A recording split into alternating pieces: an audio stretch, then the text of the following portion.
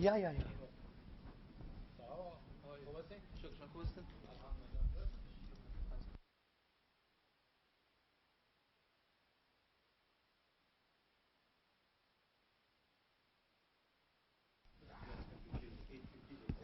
بر محمد و آل محمد صلوات.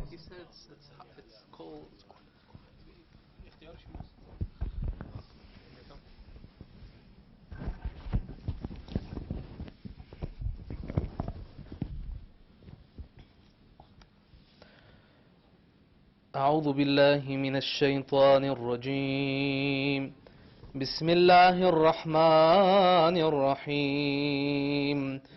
اللهم صل على محمد وآل محمد.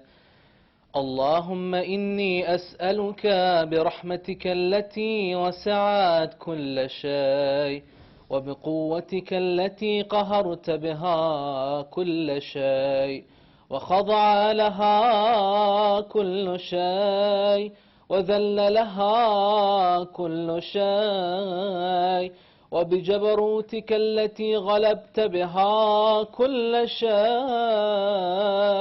وبعزتك التي لا يقوم لها شيء وبعظمتك التي ملأت كل شيء وبسلطانك الذي على كل شيء وبوجهك الباقي بعد ثناء كل شيء وبأسمائك التي ملأت أركان كل شيء وبعلمك الذي أحاط بكل شيء وبنور وجهك الذي أضاء له كل شيء. يا نور يا قدوس يا أول الأولين ويا آخر الآخرين.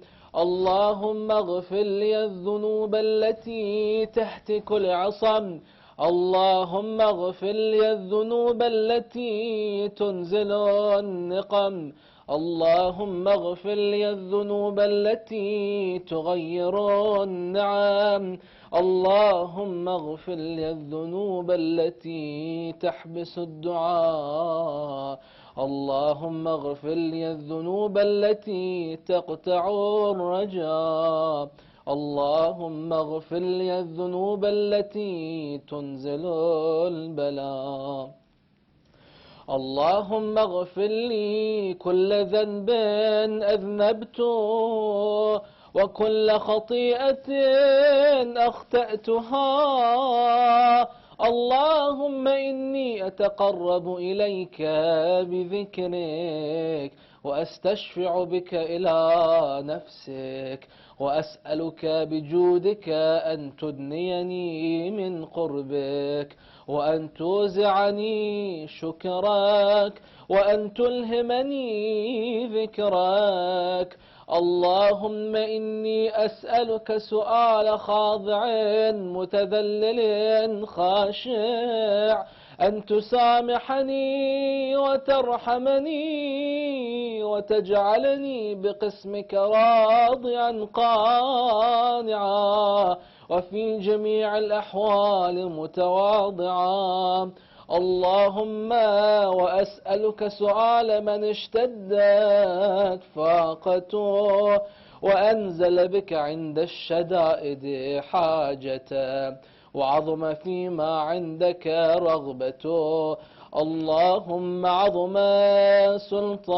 سلطانك وعلى مكانك وخفي مكرك وظهر أمرك وغلب قهرك وجرت قدرتك ولا يمكن الفرار من حكومتك. اللهم لا أجد لذنوبي غافرا ولا لقبائحي ساترا ولا لشيء من عمل القبيح بالحسن مبدلا غيرك. لا إله إلا أنت سبحانك وبحمدك. ظلمت نفسي وتجرأت بجهلي وسكنت إلى قديم ذكرك لي ومنك علي. اللهم مولاي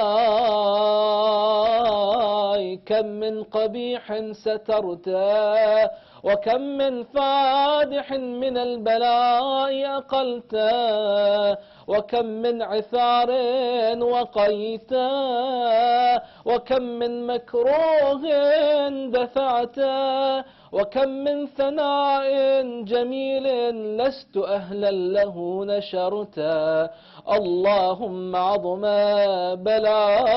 بلائي وأفرط بي سوء حالي وقصرت بي أعمالي وقعدت بي أغلالي وحبسني عن نفعي بعد آمالي وخدعتني الدنيا بغرورها ونفسي بجنايتها ومطالي. يا سيدي فأسألك بعزتك ألا يحجب عنك دعائي سوء عملي وفعالي ولا تفضحني بخفي ما اطلعت عليه من سري ولا تعاجلني بالعقوبة على ما عملته في خلواتي من سوء فعلي وإساءتي ودوام تفريطي وجهالتي وكثرة شهواتي وغفلتي. وكن اللهم بعزتك لي في كل الأحوال رؤوفا وعلي في جميع الأمور عطوفا. إلهي وربي من لي غيرك أسأله كشف ضري والنظر في أمري. إلهي ومولاي أجريت علي حكما اتبعت فيه هوى نفسي ولم أحترس فيه من تزيين عدوي فغرني بما أهواي وأسعده على ذلك القضاء فتجاوزت بما جرى علي من ذلك بعد حدودك وخالفت بعد أوامرك فلك الحجة علي في جميع ذلك ولا حجة لي فيما جرى علي فيه قضاؤك وألزمني حكمك وبلاؤك. وقد عتيتك يا إلهي بعد تقصيري وإسرافي على نفسي معتذرا نادما منكسرا مستقيلا مستغفرا منيبا مقرا مذعنا معترفا لا أجد مفرا مما كان مني ولا مفزعا أتوجه إليه في أمري غير قبولك عذري وإدخالك إياي في سعة من رحمتك. اللهم فاقبل عذري وارحم شدة ضري وفكني من شد وثاقي. يا رب ارحم ضعف بدني ورقة جلدي ودقة عظمي. يا من بدأ خلقي وذكري وتربيتي وبري وتغذيتي هبني لابتداء كرمك وسالف برك بي. يا إلهي وسيدي وربي أتراك معذبي بنار بعد توحيدك وبعد من طوى عليه قلبي من معرفتك ولهج به لساني من ذكرك، واعتقده ضميري من حبك.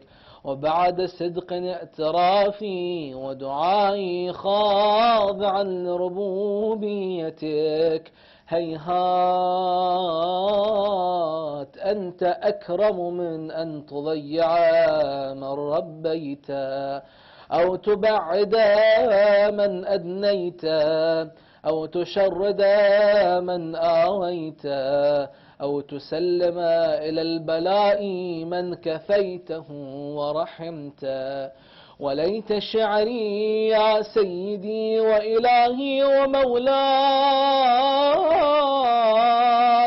أتسلط النار على وجوه خرت لعظمتك ساجدة، وعلى ألسن نطقت بتوحيدك صادقة، وبشكرك مادحا، وعلى قلوب اعترفت بإلهيتك محققا، وعلى ضمائر حوت من العلم بك حتى صارت خاشعة، وعلى جوارح سعت إلى أوطان تعبدك طائعة، وأشارت باستغفارك مذعنا. ما هكذا الظن بك، ولا أخبرنا بفضلك عنك يا كريم.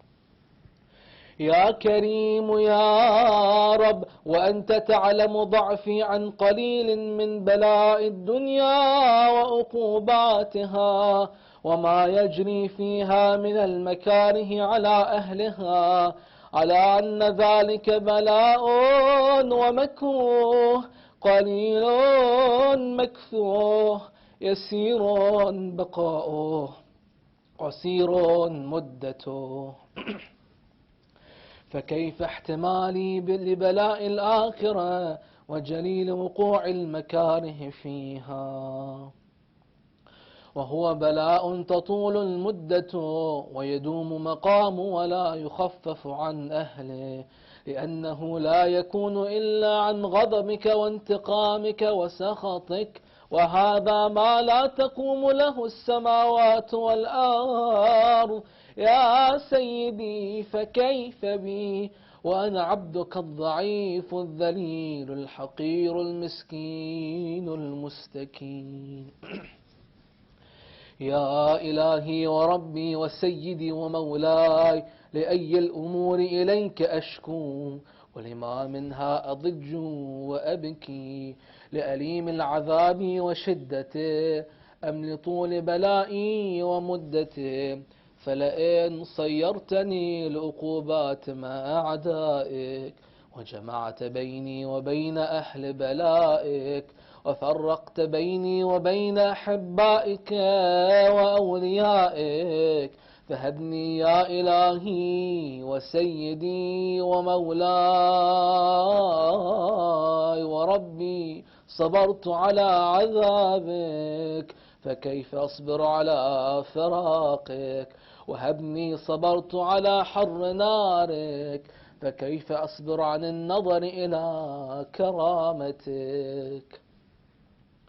أم كيف أسكن في النار ورجائي عفوك، فبعزتك يا سيدي ومولاي أقسم صادقا، لئن تركتني ناطقا لأضجن إليك بين أهلها ضجيج الآملين، ولأصرخن إليك صراخ المستصرخين، ولأبكين عليك بكاء الفاقدين، ولأنادينك أين كنت يا ولي المؤمنين، يا غاية آمال العارفين، يا غياث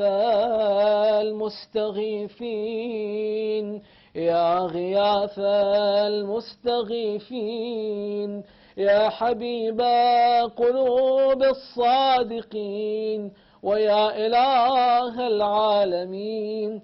أفتراك سبحانك يا إلهي وبحمدك تسمع فيها صوت عبد مسلم سجن فيها بمخالفته وذاق طعم عذابها بمعصيته وحبس بين أطباقها بجرمه وجريرته وهو يضج إليك ضجيج معمل لرحمتك ويناديك بلسان أهل توحيدك ويتوسل إليك بربوبيتك.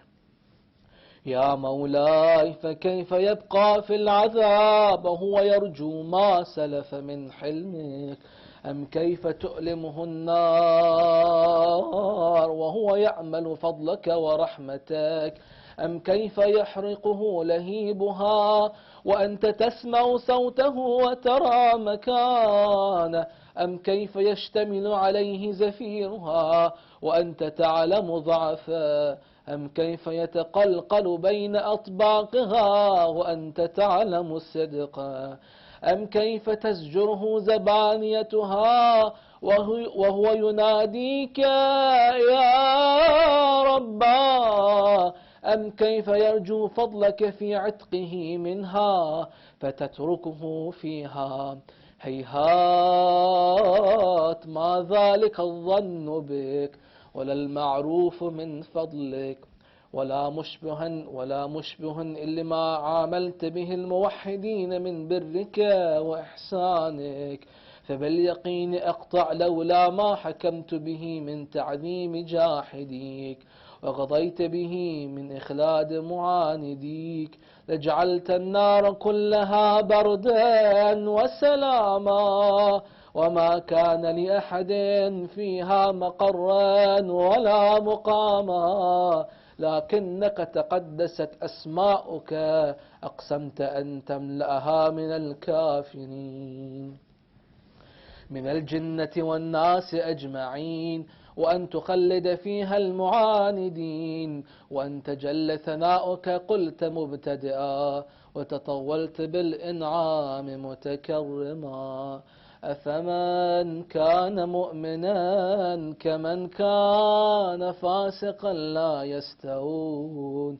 إلهي وسيدي فأسألك بالقدرة التي قدرتها وبالقضية التي حتمتها وحكمتها وغلبت من عليه أجريتها أن تهب لي في هذه الليلة وفي هذه الساعة كل جرم أجرمته وكل ذنب أذنبته وكل قبيح أسررته وكل جهل عملته كتمته أو أعلنته أخفيته أو أظهرته وكل سيئة أمرت بإثباتها الكرام الكاتبين الذين وكلتهم بحفظ ما يكون مني وجعلتهم شهودا علي مع جوارحي وكنت أنت الرقيب علي من ورائهم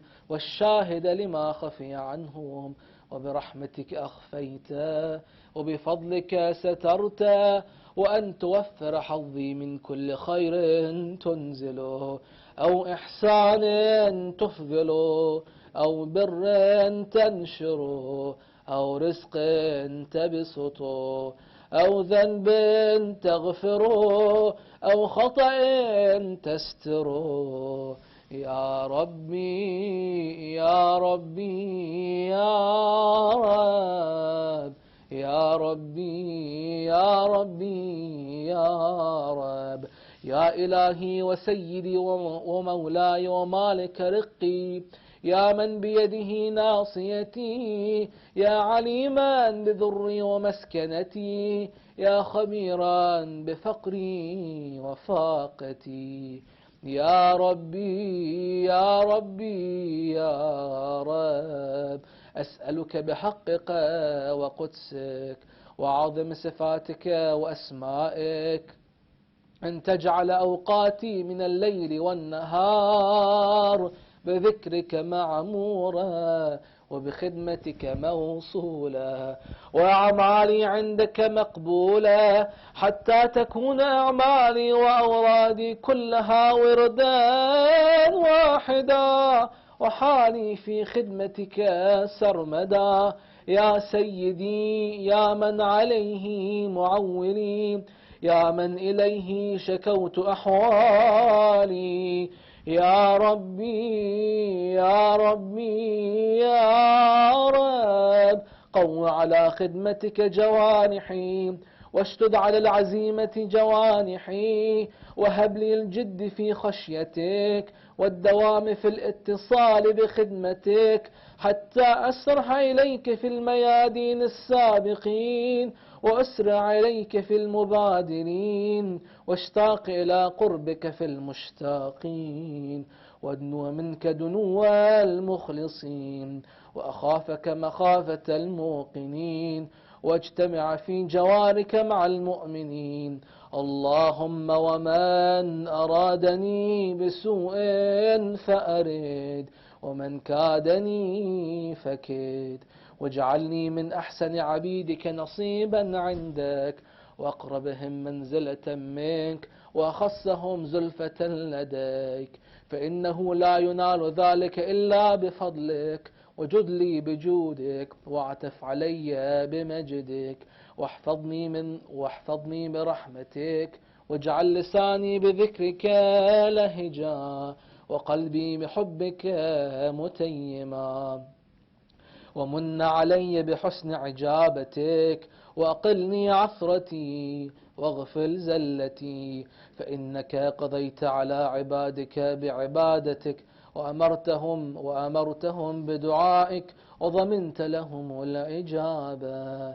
فإليك يا ربي نصبت وجهي، وإليك يا ربي مددت يدي، فبعزتك أستجب لي دعائي، وبلغني مناي، ولا تقطع من فضلك رجائي، واكفني شر الجن والإنس من آدائي. يا سريع الرضا اغفر لمن لا يملك إلا الدعاء، فإنك فعال لما تشاء، يا من اسمه دواء، وذكره شفاء، وطاعته غنى. ارحم من رأس ماله الرجاء، وسلاحه البكاء، يا سابغ النعم، يا دافع النقام، يا نور المستوحشين في الظلام، يا عالما لا يعلم. صل على محمد وآل محمد، وافعل بي ما أنت أهله. وصلى الله على رسوله والأئمة الميامين من أهله، وسلم تسليما كثيرا. اللهم صل على محمد وآله.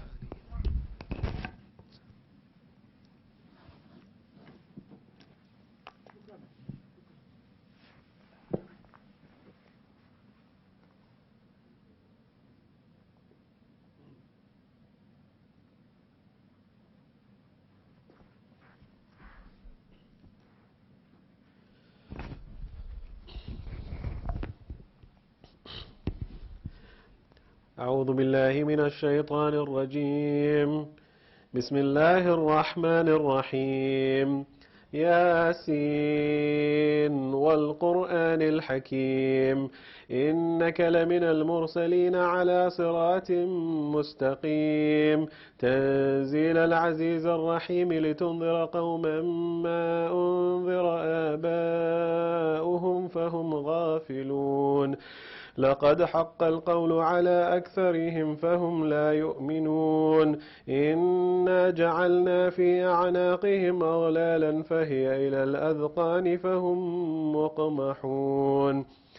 وجعلنا من بين أيديهم سدا ومن خلفهم سدا فأغشيناهم فهم لا يبصرون وسواء عليهم أأنذرتهم أم لم تنذرهم لا يؤمنون إنما تنذر من اتبع الذكر وخشي الرحمن بالغيب فبشره بمغفرة وأجر كريم إنا نحن نحيي الموتى ونكتب ما قدموا وآثارهم وكل شيء أحصيناه في إمام مبين واضرب لهم مثلا أصحاب القرية إذ جاءها المرسلون إذ أرسلنا إليهم 2 فكذبوهما فعززنا بثالث فقالوا إنا إليكم مرسلون قالوا ما أنتم إلا بشر مثلنا وما أنزل الرحمن من شيء إن أنتم إلا تكذبون قالوا ربنا يعلم إنا إليكم لمرسلون وما علينا إلا البلاغ المبين قالوا إنا تطيرنا بكم لئن لم تنتهوا لنرجمنكم وليمسنكم منا عذاب أليم قالوا طائركم معكم أئن ذكرتم بل أنتم قوم مسرفون وجاء من أقصى المدينة رجل يسعى قال يا قوم اتبعوا المرسلين اتبعوا من لا يسألكم أجرا وهم مهتدون وما لي لا أعبد الذي فطرني وإليه ترجعون أأتخذ من دونه آلهة إن يردن الرحمن بضر لا تغن عني شفاعتهم شيئا ولا ينقذون إني إذا لفي ضلال مبين إني آمنت بربكم فاسمعون قيل ادخل الجنة قال يا ليت قومي يعلمون بما غفر لي ربي وجعلني من المكرمين وما أنزلنا على قومه من بعده من جند من السماء وما كنا منزلين إن كانت إلا صيحة واحدة فإذا هم خامدون يا حسرة على العباد ما يأتيهم من رسول إلا كانوا به يستهزئون ألم يروا كم أهلكنا قبلهم من القرون أنهم إليهم لا يرجعون وإن كل لما جميع لدينا محضرون وآية لهم الأرض الميتة أحييناها وأخرجنا منها حبا فمنه يأكلون وجعلنا فيها جنات من نخيل وأعناب وفجرنا فيها من العيون ليأكلوا من ثمره وما عملته أيديهم أفلا يشكرون سبحان الذي خلق الأزواج كلها مما تنبت الأرض ومن أنفسهم ومما لا يعلمون وآية لهم الليل نسلخ منه النهار فإذا هم مظلمون والشمس تجري لمستقر لها ذلك تقدير العزيز العليم والقمر قدرناه منازل حتى عاد كالعرجون القديم لا الشمس ينبغي لها أن تدرك القمر ولا الليل سابق النهار وكل في فلك يسبحون وآية لهم أنا حملنا ذريتهم في الفلك المشحون وخلقنا لهم من مثله ما يركبون وإن نشأ نغرقهم فلا صريخ لهم ولا هم ينقذون إلا رحمة منا ومتاعا إلى حين وإذا قيل لهم اتقوا ما بين أيديكم وما خلفكم لعلكم ترحمون وما تأتيهم من آية من آيات ربهم إلا كانوا عنها معرضين وإذا قيل لهم أنفقوا مما رزقكم الله قال الذين كفروا للذين آمنوا أنطعم من لو يشاء الله أطعمه إن أنتم إلا في ضلال مبين ويقولون متى هذا الوعد إن كنتم صادقين ما ينظرون إلا صيحة واحدة تأخذهم وهم يخصمون فلا يستطيعون توسية ولا إلى أهلهم يرجعون ونفخ في الصور فإذا هم من الأجداث إلى ربهم ينسلون قالوا يا ويلنا من بعثنا من مرقدنا هذا ما وعد الرحمن وصدق المرسلون إن كانت إلا صيحة واحدة فإذا هم جميع لدينا محضرون فاليوم لا تظلم نفس شيئا ولا تجزون إلا ما كنتم تعملون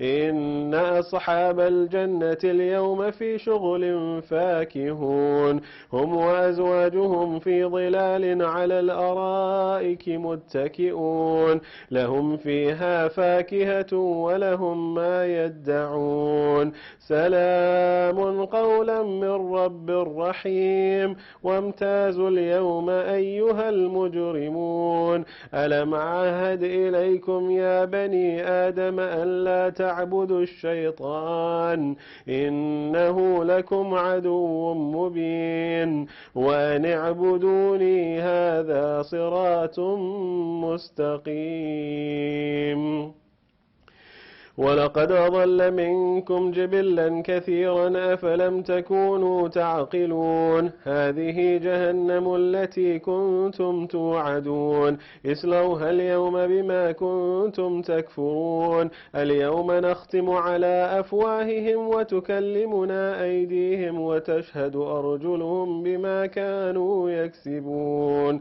ولو نشاء لطمسنا على أعينهم فاستبقوا الصراط فأنى يبصرون ولو نشاء لمسخناهم على مكانتهم فما استطاعوا مضيا ولا يرجعون ومن نعمره ننكسه في الخلق أفلا يعقلون وما علمناه الشعر وما ينبغي له إن هو إلا ذكر وقرآن مبين لينذر من كان حيا ويحق القول على الكافرين أولم يروا أنا خلقنا لهم مما عملت أيدينا أنعاما فهم لها مالكون وظللناها لهم فمنها ركوبهم ومنها يأكلون ولهم فيها منافع ومشارب أفلا يشكرون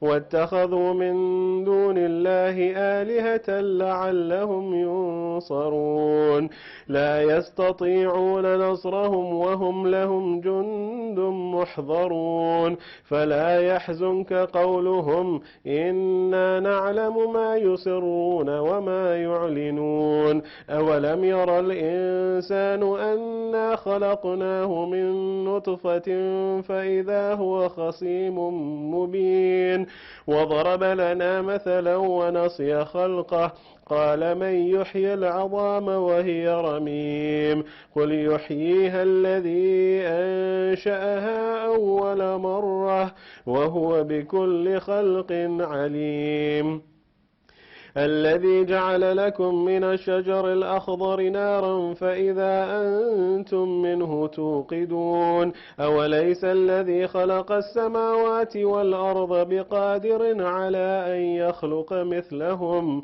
بلى وهو الخلاق العليم إنما أمره إذا أراد شيئا أن يقول له كن فيكون فسبحان الذي بيده ملكوت كل شيء وإليه ترجعون محمد وآل محمد. سورة المباركة الفاتحة.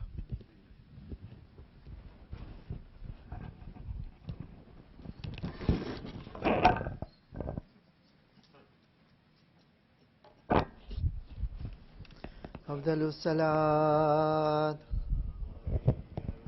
محمد وآل محمد.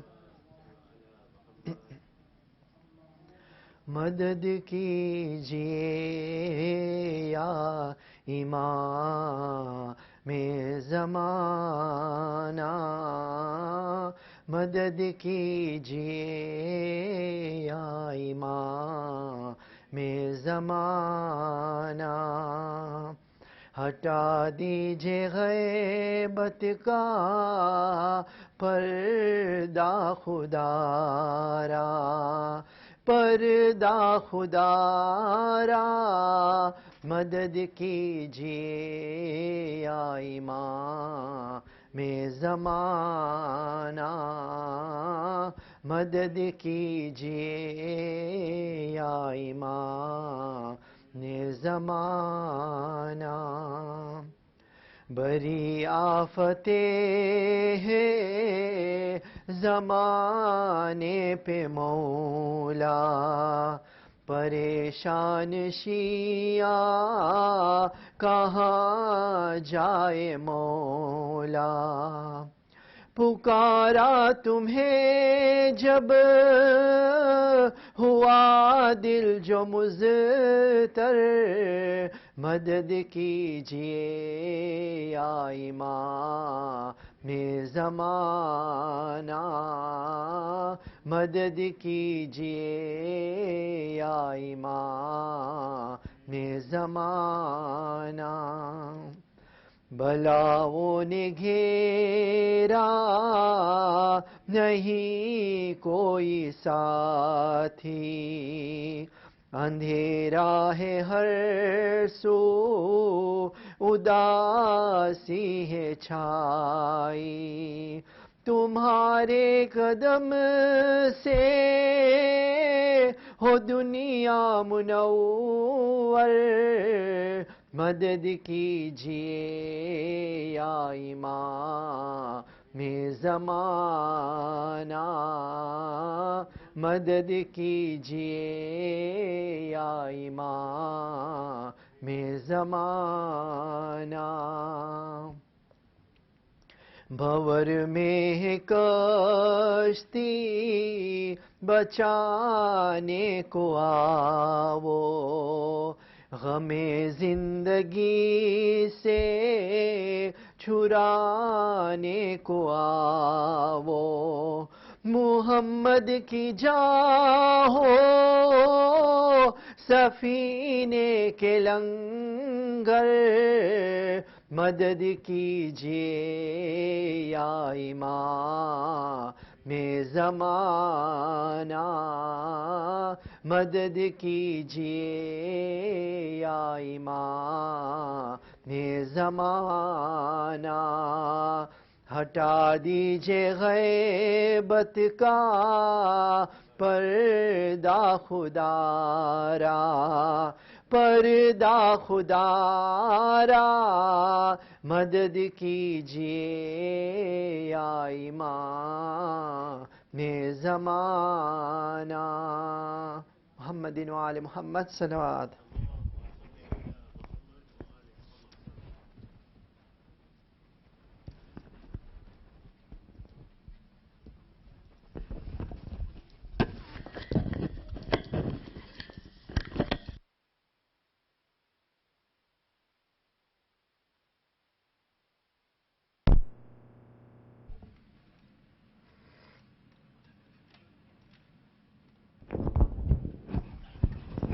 صلوا على محمد وآل محمد.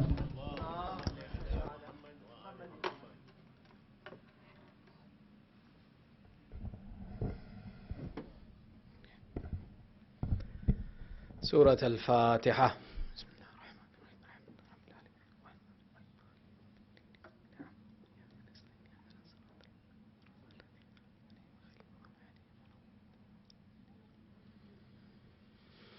أعوذ بالله من الشيطان الرجيم بسم الله الرحمن الرحيم ربي اشرح لي صدري ويسر لي أمري واحلل عقدة من لساني يفقهوا قولي الحمد لله رب العالمين ثم الصلاة والسلام على سيدنا ونبينا وحبيب إله العالمين أبي القاسم محمد اللهم صل على محمد وعلى آله الطيبين الطاهرين المعصومين أما بعد فقد قال الله في كتابه المجيد بسم الله الرحمن الرحيم لن يصيبنا إلا ما كتب الله لنا هو مولانا وعلى الله فليتوكل المؤمنون صدق الله العلي العظيم اللهم صل على محمد وآل محمد. In our discussions that are limited, unfortunately, and for the lack of feedback that we have, first and foremost, our dua is always that may Allah hasten the reappearance of Sahib al-Asri wal-Zaman. Allahumma salli ala Muhammad. And in these difficult times, we know that one of the greatest a'mal that we have and the most recommended a'mal that we have is to remember our Imam. And when a person is in a state of oppression or difficulty, Allah increases the answering of his dua, and every time we call out to our Imam, we know that Allah hastens his time of reappearance. Looking at the current situation that we're in and the difficulties that we're in, there's a number of different perspectives that we take, and one of the ones that Allah describes in this verse, which is in Surah At-Tawbah, verse number 51, لَن يُصِيبَنَا إِلَّا مَا كَتَبَ اللَّهُ لَنَا. That's many people, for example, they'll look at this verse and they'll say that Allah has said that nothing will befall you except what Allah has written for you. هُوَ مَوْلَانَا وَعَلَى اللَّهِ فَلْيَتَوَكَّلِ الْمُؤْمِنُونَ. And that the greatest sign, and that He is our master, and whatever Allah, the mu'mineen are the ones who rely on Allah, and that's their foundation. And what sometimes people will do is they'll look at this verse and they'll say, nothing can happen to me except what Allah has written for me. I'll say, okay. Some people will use this as the authority over them to say that, for example, I have nothing to worry about. If Allah meant for it to happen to me, it will happen to me. And if Allah didn't mean for it to happen to me, it can't happen to me. Fair. But you have to understand what it means when Allah has written something for you and when Allah has not written something for you. And this is where, for example, sometimes we have a misunderstanding. We don't know. When we say this statement, right? And Allah is giving us instruction. قُلْ لَن يُصِيبَنَا إِلَّا مَا كَتَبَ اللَّهُ لَنَا. Allah is telling you, say that nothing will befall me except what Allah has written for me. هُوَ مَوْلَانَا. He is our master. We trust in our master. وَعَلَى اللَّهِ فَلْيَتَوَكَّلِ الْمُؤْمِنُونَ. And that's certainly on Allah, the mu'mineen keep faith. It's clear. But you see, every verse that's clear, there's an explanation behind it as well to understand how to interpret it and how to appreciate it. When we look at, for example, the phrase of Allah that nothing will befall you except what Allah has written for you. And this is leading into a longer discussion, so hopefully you guys are staying awake and you're on your couches. Nobody fall asleep. Stay with us. We'll try and make sure that it's interesting. The other thing is, since we don't have our story time with the kids, I'm going to try and work in a few stories as well too to kind of keep them engaged in our discussion tonight as well. When we see, for example, this statement and the comment here that's written that says that nothing will befall you except what Allah has written for you. How do we know what Allah has written for us? Someone asked our Imam Amir al-Mu'mineen Ali ibn Abi Talib alayhi salam about the fact that are affairs affixed by Allah or are they not affixed by Allah? What is their structure? How do we understand them? And Amir al-Mu'mineen replies, he says that the affairs that Allah has set are in three categories. That which Allah has made mandatory to happen, that which Allah has made forbidden to happen, and that which Allah has kept for Himself, that He has the freedom to decide if it will happen or if it won't happen. And Amir al-Mu'mineen says, had it not been for this third category of affairs that Allah has reserved for Himself, we would have told you everything that was going to happen from the first day until the last day without exception. But that Allah keeps some affairs for Himself restricts us that we don't know how these affairs will change, or what Allah has the right to change or not to change, or what Allah chooses to give you or not to give you. So for example, the Aimma alayhimus salam used to tell us, then therefore make dua for everything. Because you don't know if Allah will definitely give it to you, you don't know if Allah will never give it to you, or you don't know that Allah is waiting that if you will ask Him, He will give it to you.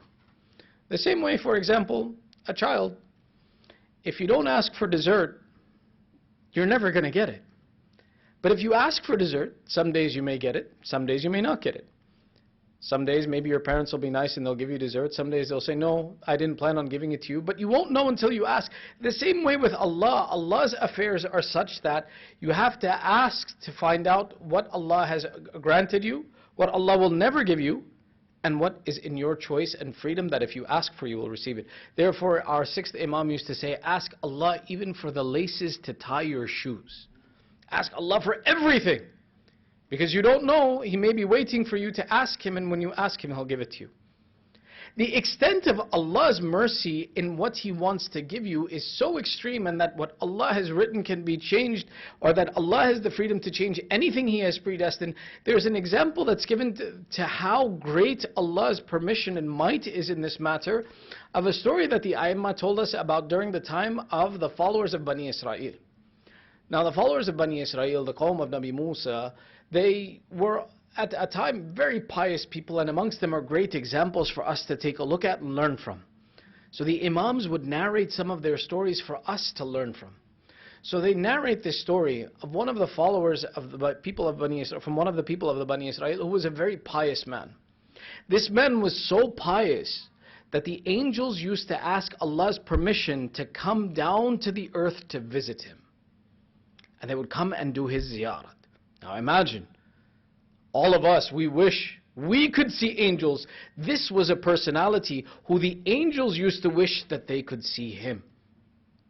And he was such a pious personality that even the high-ranking angels would want to go, to the extent where Jibreel one day turned and asked Allah, "Oh Allah, do I have your permission?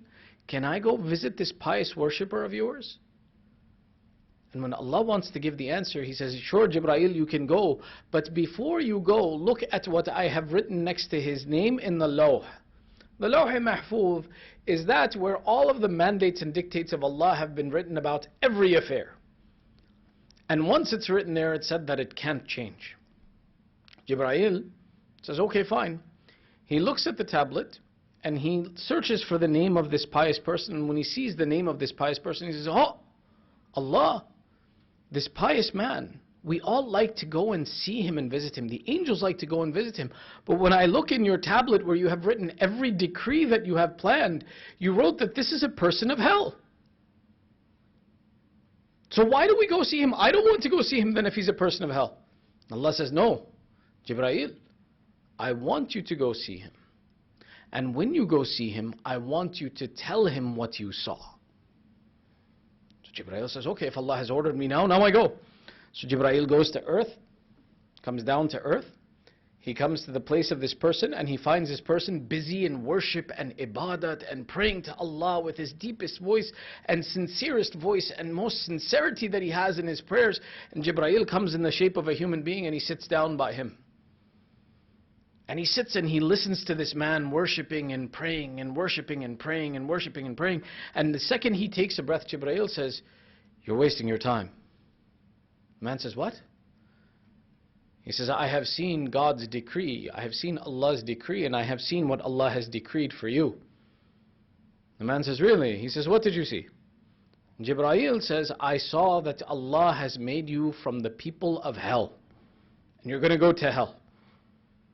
So why are you wasting your time in ibadat? You're going to hell anyway. There must be something you must have done or anything like that Allah is going to punish you for and you deserve to go to hell for it," and so on and so forth. And Jibreel continues like this for a minute. Man bows his head for a second, picks up and he says, "Okay." And he goes back to his prayer. And he starts praying to Allah again in the same deep, loving way, and praying to Allah. And Jibreel says, "Didn't you hear what I said?" The man says, "Yes." "So why are you keeping praying? Why do you keep praying then? If you know you're going to hell, why are you praying?" He replies, he says, "I wasn't worshipping Allah only for His heaven. I was worshipping Allah because He was worthy of worship." because I love Allah. And if He has destined for me that I am to be punished and to go to hell, then that is what Allah wills, and I am happy in whatever Allah wills for me. And the man kept his praying. Jibreel was astounded by this. When he returned to heaven, Allah said, now Jibreel, look again what is written in the lawh for him. And now when Jibreel looks for his name in the tablet of decree, he sees this man's name, and next to it is written, the people of heaven. And Jibreel says, Ya Allah, the law does not change. Your decree does not change. Allah says, I reserve my right that I may change anything I choose, and I may give what I choose, and I may take away what I choose. The lesson is that when we love Allah and we do whatever He wants and we accept Allah, and our goal should be not simply that we want goodness from Allah. That, for example, if all of a sudden we don't see something good coming in our life, we say, well, Allah doesn't love me, or Allah doesn't care, or well, na'uzubillah, I'm going to hell anyway, so who cares? No. Our goal is always to have hope in Allah and to do the right thing because Allah likes to see the right thing, not so that people reward us and not so that only that we receive a reward. In this way, Allah's decree and what He can change about His decree is in His hands, and He has the freedom to change it in any direction. So then, how do we know when Allah says, لَن يُصِيبَنَا إِلَّا مَا كَتَبَ اللَّهُ لَنَا, that nothing will befall us except what Allah has written for us? The truth of it is you don't know what Allah has written for you and what will happen to you until after it happens. Until that event happens in your life, you have the freedom that if you ask Allah and you change your behavior, you do the right things, that Allah can change anything, any outcome and any difficulty that you have. But once it befalls us, once, for example, in the current case, let's say, God forbid, we were to get sick. Until we got sick, it was up to us that we could protect ourselves, we could do everything right and do everything we're supposed to. But God forbid, once it happens, na'uzubillah, that suddenly we get sick. Or we, for example, fall down and we hurt ourselves. Once it happens, we know that in this is the decree of Allah. That this is by the command of Allah, and there was nothing I could have done to have changed it once it's happened. Once it's happened, I know that this is what Allah intended for me to go through. This is the point that we want to focus on, to accept that when Allah is talking about قُلْ لَن يُصِيبَنَا إِلَّا مَا كَتَبَ اللَّهُ لَنَا وَعَلَى اللَّهِ فَلْيَتَوَكَّلِ الْمُؤْمِنُونَ هُوَ مَوْلَانَا وَعَلَى اللَّهِ فَلْيَتَوَكَّلِ الْمُؤْمِنُونَ. When Allah is making this statement, what happens is many times after something happens to us, we become filled with regret. We begin to doubt if we're good people. We begin to doubt if this was right for us. We begin to become upset and think back, and we spend years thinking back, oh, if that hadn't happened to me. No. Our responsibility is, our goal is that we should be satisfied that whatever we have been through, Allah has brought us to it, and what we do after it now is to accept Allah's might and move in the right direction. The 15th of Rajab, we celebrated, or we commemorated the Shahadat of Bibi Zainab. Her most famous statement that we know of, مَا رَأَيْتُ إِلَّا جَمِيلًا, I did not see anything except beauty. This is a personality who is demonstrating to you the acceptance of what Allah's will is, what Allah has written for us, and to be satisfied with what's there. That I am pleased with whatever my Lord wrote for me. I have seen nothing but beauty in what Allah has given me.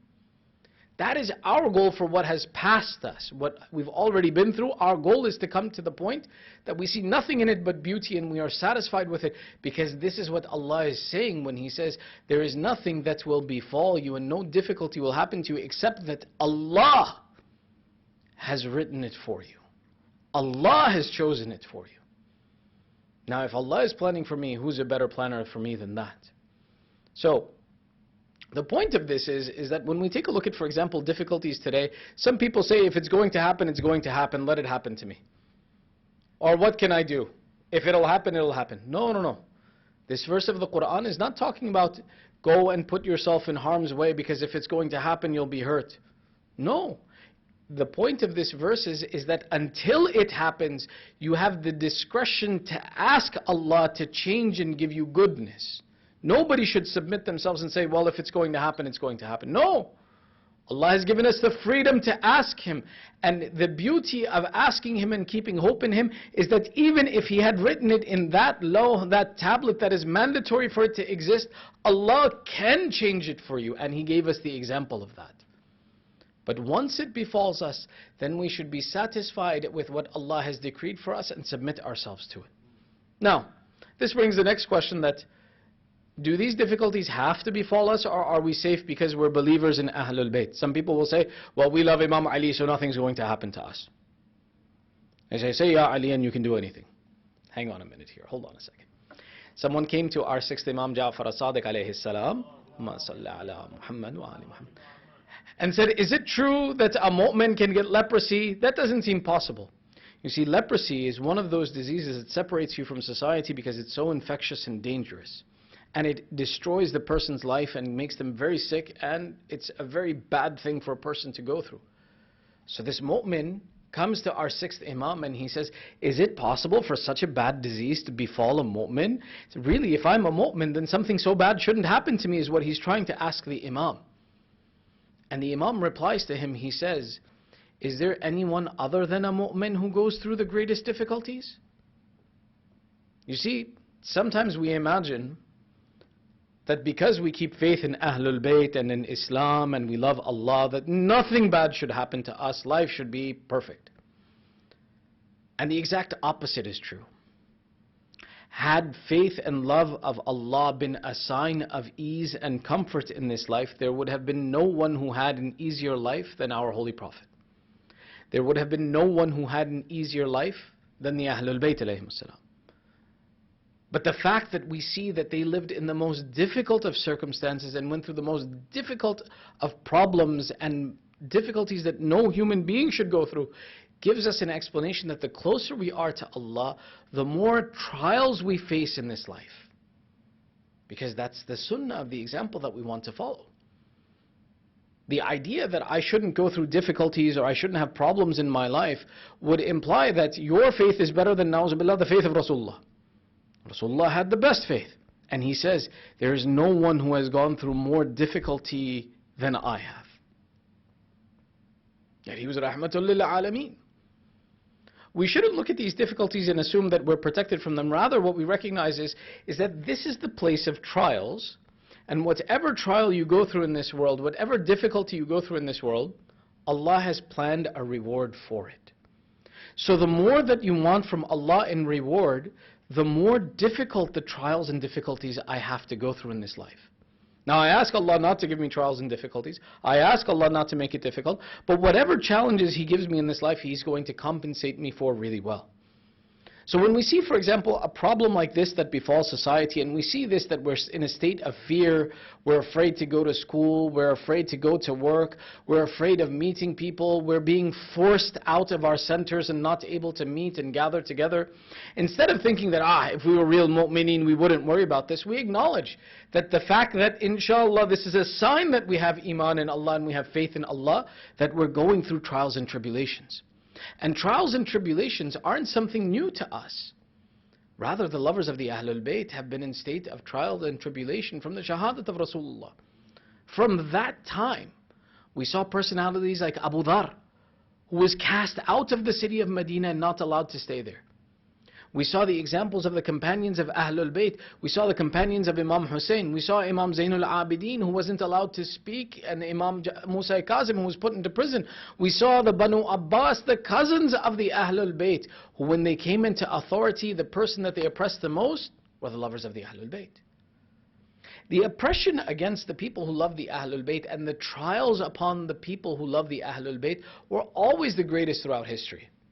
As a matter of fact, we take a look and we see that there was a time, whether we take a look before the ghaybat of our Imam or after the ghaybat of our Imam, when the oppression on the mu'mineen was so much, the only place they could gather to have majlis or milad or dhikr of Ahlul Bayt, because of the fear of oppression, would be in the basements of one another's houses. They wouldn't have a choice.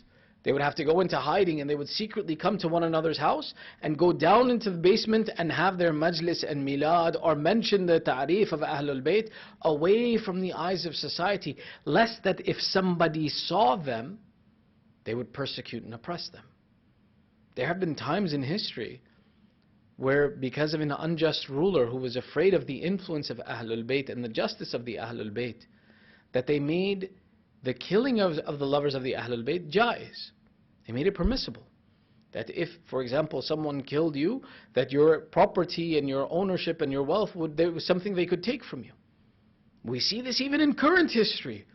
When we take a look at, for example, the examples of certain sects who have become extremists, that instead of respecting the people who say, La ilaha illallah, Muhammadan Rasulullah, Allahumma salli ala Muhammad wa ali Muhammad, they said, you added Aliyun Waliullah. We have to kill you. We'll go to heaven if we kill you, na'uzubillah. This system of oppression and trials and tribulations is one of the inheritance and the traditions of the followers of Ahlul Bayt. And it's this aspect of going through these trials and difficulties that we know we're going to go through because of our love of Ahlul Bayt, because the Ahlul Bayt went through trials and difficulties, that communities of the followers of the Ahlul Bayt have latched on to different aspects of the lifestyles of the Ahlul Bayt to protect them and to preserve their religion. What do I mean? I wish I could ask somebody, but there's nobody here. It's not fair to punish the few people who showed up to help run the program. You see, the 22nd of Rajab, which is coming up, we get together and we celebrate the SUFRO of our 6th Imam, Ja'far ibn Muhammad as-Sadiq alayhi salam. Allahumma salli ala Muhammad. What you'll see it in our community, in our culture, that on the 22nd we get together and we celebrate this SUFRO, and we even sometimes we call it SUFRO, sometimes we call it Kunde ki Niyaz, sometimes we call it Niyaz, sometimes we call it these other names. And if you were to go, example, to a Persian household or to an Arab household or to a different household and say, why don't you guys have this Niyaz? They'd say, what? Niyaz what? What do you mean? There's no Niyaz of Imam Sadiq on this 22nd. There's nothing like this. Get out of here. Hang on. First off, don't tell people that you have kunde ki niyaz. They're going to say, kunda, what's a kunda? I'll tell you what a kunda is in a minute too. Well, we'll get to that in a minute. The point is that as the lovers of the Ahlul Bayt spread into different regions and different places around the world, and they became minorities in the cultures that they lived in, they latched on to different hadith and different traditions to help preserve their identity amongst strangers. In the subcontinent, in the Indian subcontinent, the South Asian subcontinent, our people latched on to this niyaz, or this memory of an event that occurred in the life of our 6th Imam, and we made it a part of our identity to help preserve our love of Ahlul Bayt and love of Imam Sadiq amongst people and different people who didn't recognize and didn't identify with our faith. This niyaz is called kunde ki niyaz because actually kunda is like a clay pot or a clay dish that was used to be made, in which the sweets would be made and served. And it was the tradition in our subcontinent culture, where we all originated from, that this specific thing called a kunda would be made, and in it would be made sweets, and it would be served as part of this niyaz. And hence it became part of the culture that we have, because it was something that we used to attach ourselves to our Imam and attach ourselves to our identity that differentiated us from society. Our faith, our love for Ahlul Bayt is something that relies on us and needs us to differentiate ourselves from the culture and the environment that we live in. We can't assimilate and become like everybody else. Whether it was in the subcontinent at that time and we use this as a tool to separate ourselves, or whether it's in the country we live in now, we need to ensure that our generations recognize we are different and that we stand apart from the culture, so that our identity of loving Ahlul Bayt doesn't disappear. And this is a really important concept that we're not going to get into the details, because I think we're running out of time already, and there's so many other things to talk about.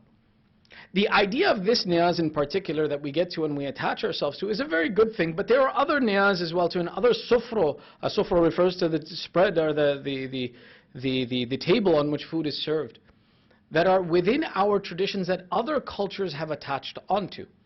For example, in some cultures, the SUFRO that's famous is the SUFRO, or the dinner that's served of al-Banin. And the sufra of al-Banin, for example, in the Arab culture is very well known and very well respected, that they say that if you have a haja, a need that you want to have answered, al-Banin is one of the gateways of the answering of your desires.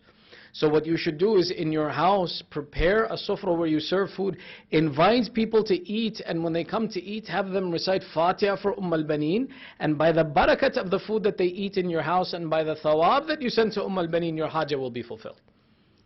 Now, the sufra we established, the sufra of Imam SADIQ, is famous for the 22nd of Rajab, and therefore it has a particular date upon which we do this practice. The sufra of al-Banin has no particular date or no particular time. It can be done around the year at any point in time. That's when I have a difficulty that I need alleviated, when I have a haja that I need answered, when I have an exam that I need to pass, that I studied for. Let me just be clear, asking al-Banin for help when you haven't studied isn't going to work. You have to study as well. That these are ways that we can get our hajat answered. The other sufra that's very famous as well and discussed is the sufra of our second Imam, Imam Hassan ibn Ali al-Mujtaba alayhi salam. Imam Hassan was known as Kareem Ali Muhammad, the generous and giving one of Ali Muhammad. He is a personality who in history it is written that at least three times in his life, he gave away every piece of wealth and everything that he owned for the love of Allah and the charity to help the people. His generosity was so well known that he had a dastarkhan, a sufra that was established in Medina where he would feed many people. One of the stories that we know about this sufra, do we still have some time? Can we talk a little bit more? Okay, we have a few more minutes, so I'll tell you guys another story. Now this is for the kids. The adults, if you want to listen, you can listen. A man who was a traveler came into the city of Medina.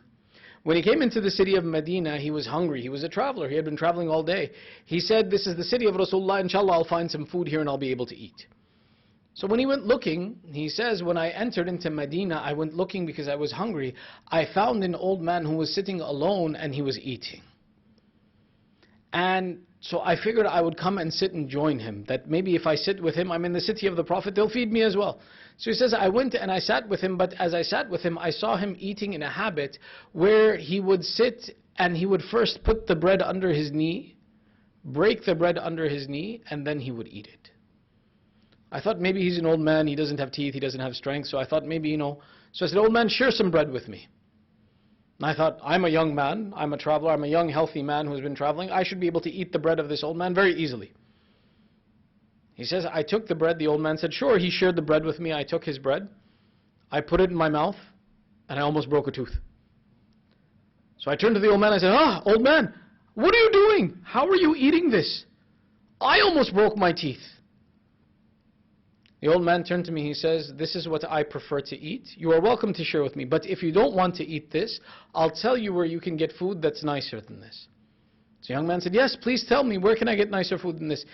The man said, if you go to Masjid al-Nabawi, there is a dastarkhan, there is a sufra that's established, where anyone who comes is welcome to eat. Go there and eat, and you'll have better food than what you're finding here. So the young man says, okay, I took the old man's advice. I went walking, I went to the masjid, I saw the sufra, I went and I sat down, and I asked permission. They said, please come and sit and eat whatever you like, take as much as you want. So the man says, I sat down and I started to eat, and the food was delicious. He says, as I was eating, I remember that old man eating that really hard bread. So he says, I decided that I should take something back for him so he doesn't have to eat that hard bread. So he says, every bread that I would eat, I would put one on the side for him. Every food I would choose, I would eat some and put some on the side for him. As I was doing this, the man at the head of the sufra saw me doing this and putting food aside. So he said to me, he said, oh man, you don't have to hide food. If you have a family, we'll give you special food to take to them. You don't need to put it aside. I promise we'll give you good food to take with you for your family. You don't have to hide any food. The man says, I became embarrassed that they saw me putting aside food, and I wanted to tell them that no, it's not that I have a family and I need food for them. He says, no, it's not that I have a family and I need food for them. Actually, what happened was when I came to the city, I first went and I sat with an old man who was eating. But the food that he was eating was so hard and so difficult to eat, I couldn't eat it. So now that I came here and the food is so nice, I want to take some of this food back for that old man. I want to give him some of that food so he doesn't have to eat that hard bread. He says, as I told this, the young man who was sitting and offering food to me, he started to weep.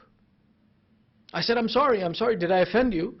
He says, no, you're talking about my father Ali ibn Abi Talib, who is sitting there. My father refuses to eat nice food. My father insists that he eats the most basic things that are offered on this earth, and he wants nothing fancy from it. He wants nothing special to eat from it, and that is the food that he chooses. I am his son, and this is his table. He can have from it whatever he chooses, but it is my father who chooses not to eat this food. This was the example of the SUFRO of Imam Hassan alayhi salam, and his SUFRO was that was the SUFRO of generosity and giving. And he would be the one who was known famously for giving and feeding everyone. When we take a look at these traditions, and this is inshallah where we'll end our point because we're getting a little bit late in our discussion. Sometimes we have people who have complaints with us or they don't understand. Why do we insist, for example, on serving food to each other when there are so many hungry people in the world? The same kind of complaint comes, for example, when someone goes to Najaf. When you go to Najaf, and inshallah may Allah give us all tawfiq to go visit Amir al-Mu'mineen, and you stand before the haram of Amir al-Mu'mineen, you see this gold encrusted entranceway that's very amazing. That it humbles you as you stand in front of the door of Amir al-Mu'mineen, and it's described that the front of the shrine of Amir al-Mu'mineen is made from 6,666 pieces of gold. And it's really awe-inspiring to look at. And you look at the haram, and there's so much put into the harams of decoration and adornment. Sometimes, some people will say, my imam was someone who liked simple food. Why do you do this for the imam? Why don't you take this money and feed it to the poor people? Why are you over-embellishing something the imam wouldn't have liked? And the same way they ask this question that when we do, for example, a SUFRO of Imam Sadiq alayhi salam, why are we feeding people who aren't hungry? Why don't we go and we feed poor people who are hungry? You see, the mistake is first thinking that you need to do one or the other and you can't do both. That's the first mistake. The second, in terms of understanding, is that, for example, when someone said to one of the ulama that why doesn't the ataba, the management of the haram, take all this gold and feed the poor people? The alim replied, he says, you don't understand. It's the very poor people who have paid for this gold to be here, not the wealthy. The adornment of our imam is our honor, something we are proud of. It's our love for our imam. And it doesn't mean that we aren't feeding the poor people. As a matter of fact, it's the poor people who choose and they love the imam so much that they'd rather give to the imam than have for themselves. And it's true. The ones who donate and who give into the haram, they give out of love. They want to make the sacrifice to show the imam that they love him. They're excited to show him. They say, let me express my love however I can. And that there's a barakat in it, and that there is khair in it. And this is a longer discussion that inshallah at some point in time we'll have. The same way the idea of feeding a mu'min. Because I feed a mu'min, it doesn't mean that I don't acknowledge the responsibility that us as a society have to take care of those who are suffering in poverty. But each of these actions has its place. The same way there are certain benefits and good deeds that I earn from feeding a poor person, there are certain good deeds and benefits that I earn from feeding a mu'min. And our sixth Imam Ja'far as-Sadiq alayhi salam, Allahumma salli ala Muhammad wa ali Muhammad, he explained it best. He said that the feeding of a mu'min is so beloved to me. He says that if you were to feed a mu'min who has enough food, meaning he's not hungry, meaning that he's not someone who is destitute and he will not get food except that you feed him, someone who has the ability to feed himself, if you feed a mu'min like that, it is better for you than if you had freed one of the children of Bani Israel who was taken as a slave. So imagine, children of Bani Israel are the children of Anbiya. That to free them from slavery, imagine freeing one of the children of the Anbiya from slavery. And Imam Sadiq is saying feeding that mu'min, even who is not hungry, is better than if you had freed one of those slaves.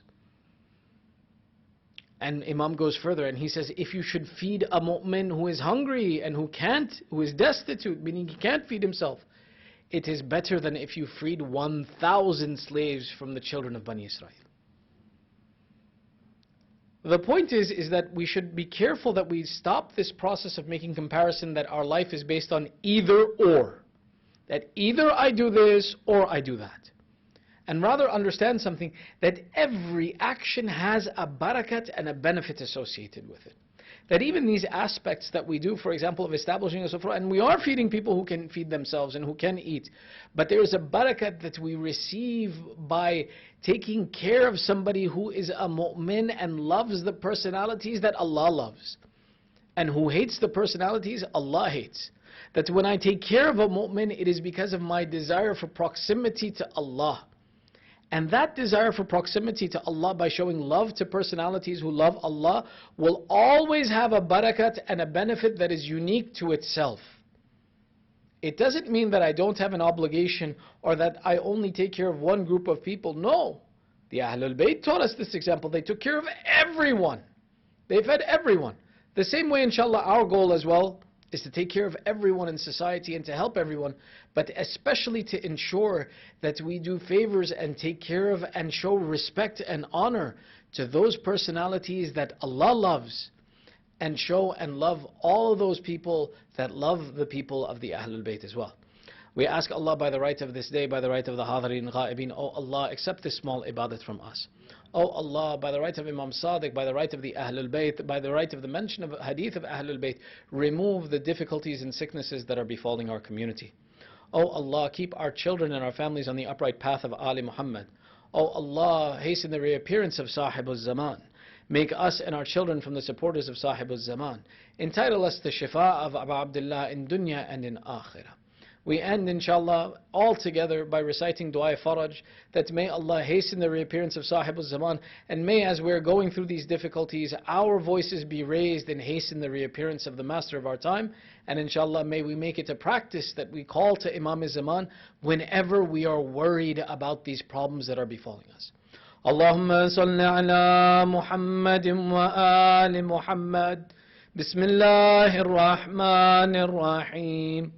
اللهم كن لوليك الحجة ابن الحسن صلواتك عليه وعلى آبائه في هذه الساعة وفي كل ساعة وليا وحافظا وقائدا وناصرا ودليلا وعينا حتى تسكنه أرضك طوعا وتمتعه فيها طويلا برحمتك يا أرحم الراحمين. اللهم صل على محمد وآل محمد.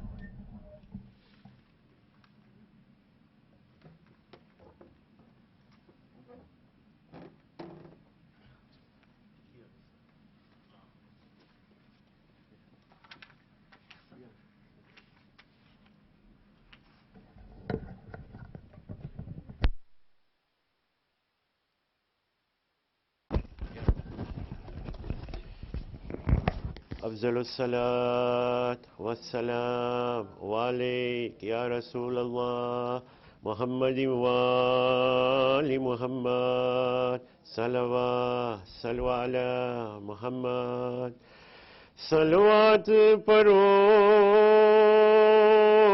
ذکر ہے چھٹے امام کا نور خدا شہنشاہ عالی مقام کا یا رب ہمیں توفیق دے مد ہے امام کا صدقہ دے ہمیں حضرت صادق کے نام کا حیا شیک سبحان امام جعفر صادق ہے دین کے سلطان امام جعفر صادق کیا صلی اللہ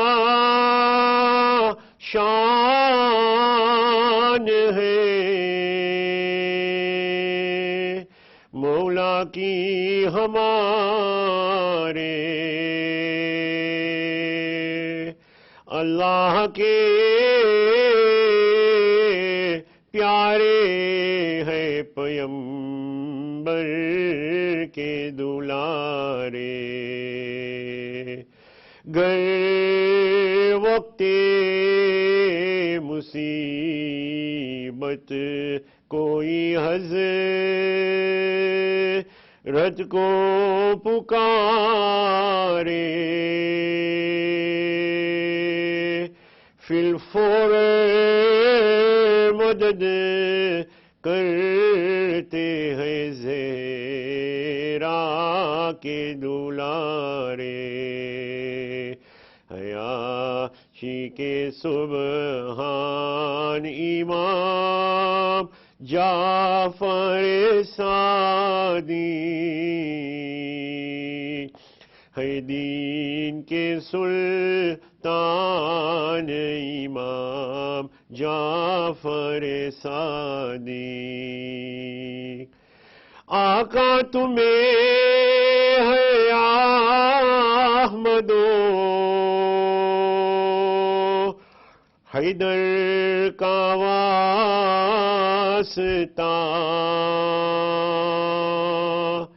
زہرا کا شبیرو شبر کا واسطہ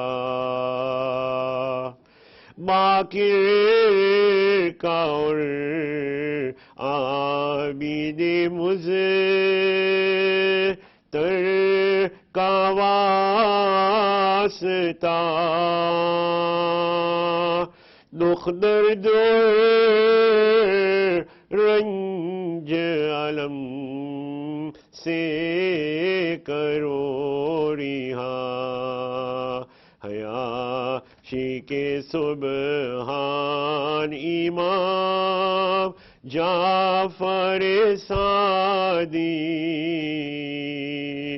ہے دین کے سلطان امام جعفر صادق ہر صبح و شام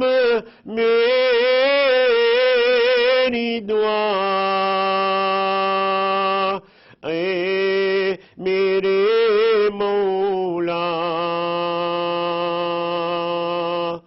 ہے عشق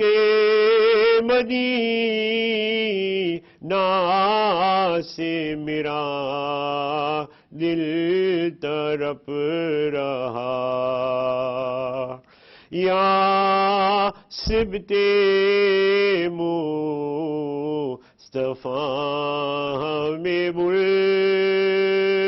والو کربلا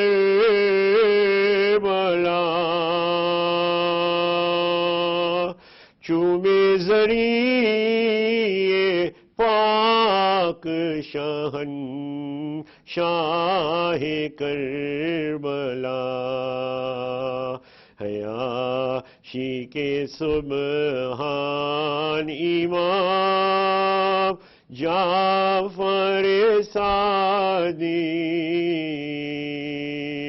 ہے دین کے سلطان امام جعفر صادق ہو آپ سخی ابن سخی اے میرے مولا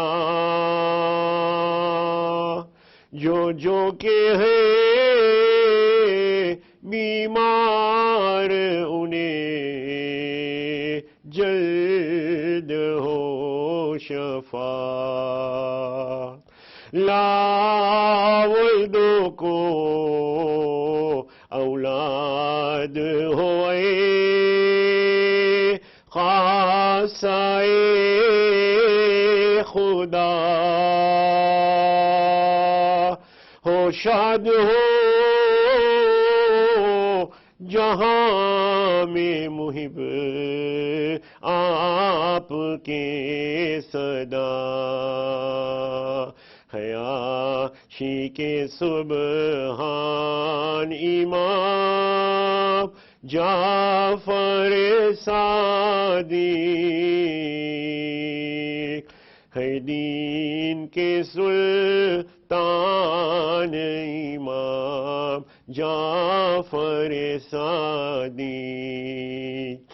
پروردگار جعفر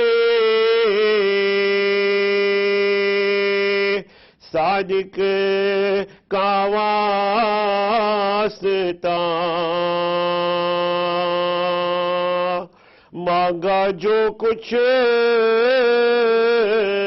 حضور سے جلد ہو عطا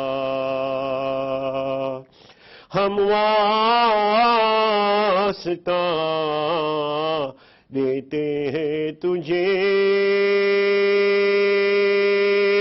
آل ابا کا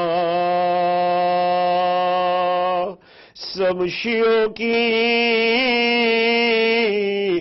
مقبول الہی ہو التجا حیاشی کے سبحان امام جعفر صادق ہے دین کے سلطان امام جعفر صادق افضل الصلاة والسلام علیک یا رسول اللہ بمحمد وآل محمد صلوات الفاتحہ.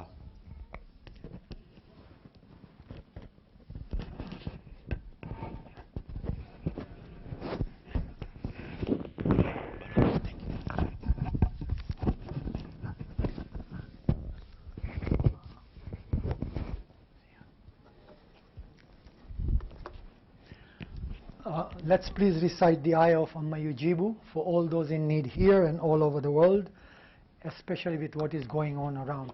Allahumma salli ala Muhammadin wa ali Muhammad. Bismillahir Rahmanir Rahim. Amma yujibul muftarra iza da'a wa yakshifu su.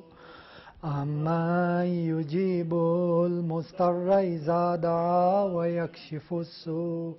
أَمَّن يُجِيبُ الْمُضْطَرَّ إِذَا دَعَا وَيَكْشِفُ السُّوءَ أَمَّن يُجِيبُ الْمُضْطَرَّ إِذَا دَعَا وَيَكْشِفُ السُّوءَ أَمَّن يُجِيبُ الْمُضْطَرَّ إِذَا دَعَا وَيَكْشِفُ السُّوءَ.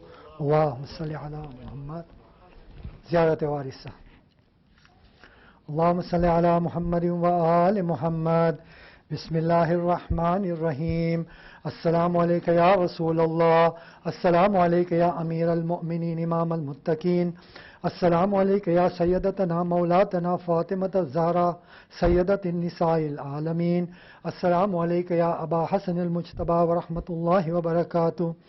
السلام عليك يا وارث آدم صفوة الله. السلام عليك يا وارث نوح النبي الله. السلام عليك يا وارث إبراهيم خليل الله. السلام عليك يا وارث موسى كليم الله. السلام عليك يا وارث عيسى روح الله. السلام عليك يا وارث محمد حبيب الله. السلام عليك يا وارث أمير المؤمنين عليه السلام ولي الله. السلام عليك يا ابن محمد المصطفى. السلام عليك يا ابن علي المرتضى. السلام عليك يا ابن فاطمة الزهراء. السلام عليك يا ابن خديجة الكبرى. السلام عليك يا فار الله وابن فار والوتر الموتور.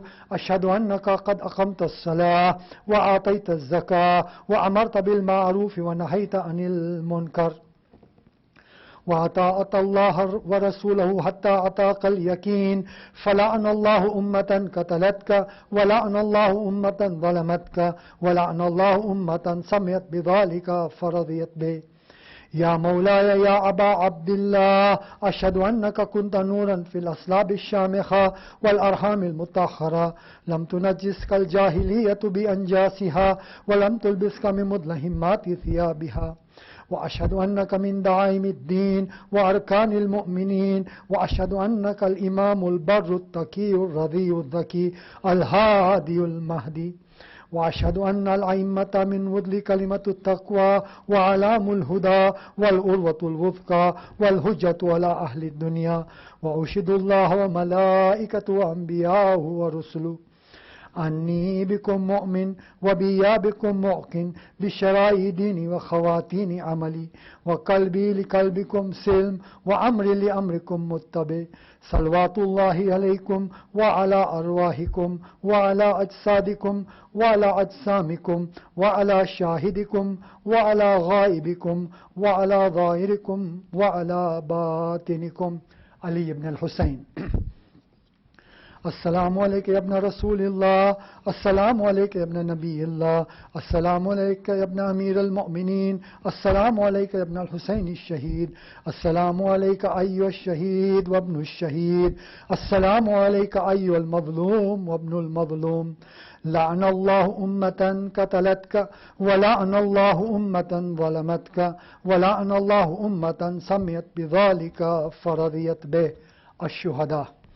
السلام عليكم يا أولياء الله وأحباه، السلام عليكم يا أصفياء الله ووداه، السلام عليكم يا أنصار دين الله، السلام عليكم يا أنصار رسول الله، السلام عليكم يا أنصار أمير المؤمنين، السلام عليكم يا أنصار فاطمة الزهراء سيدة النساء العالمين، السلام عليكم يا أنصار أبي محمد الحسن بن علي الولي الناس، السلام عليكم يا أنصار أبي عبد الله، بأبي أنتم وأمي طبتم وطابت الأرض التي فيها دفنتم وفزتم فوزا عظيما، فيا ليتني كنت معكم فأفوز معكم.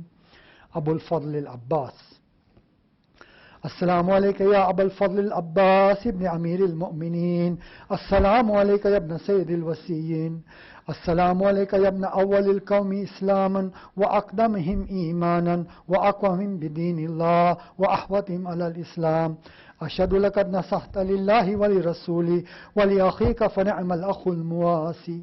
فلعن الله أمة قتلتك ولعن الله أمة ظلمتك ولعن الله أمة استحلت منك المحارم.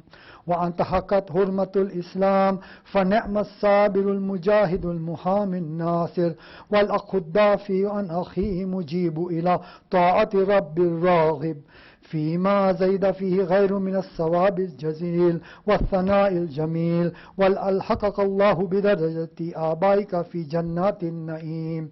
السلام عليكم يا شهداء كربلاء جميعا ورحمة الله وبركاته. السلام عليك يا أخيك أبي الفضل العباس ولا أختك الحوراء زينب وعلى تسة المعصومين من بنيك علي بن الحسين زين العابدين ومحمد بن علي الباقر وجعفر بن محمد الصادق وموسى بن جعفر القاظم وعلي بن موسى الرضا ومحمد بن تقي الجواد وعلي بن محمد الهادي والحسن بن علي العسكري والهجة القائم المهدي المنتظر. السلام عليك يا شهداء كربلاء جميعا ورحمة الله وبركاته.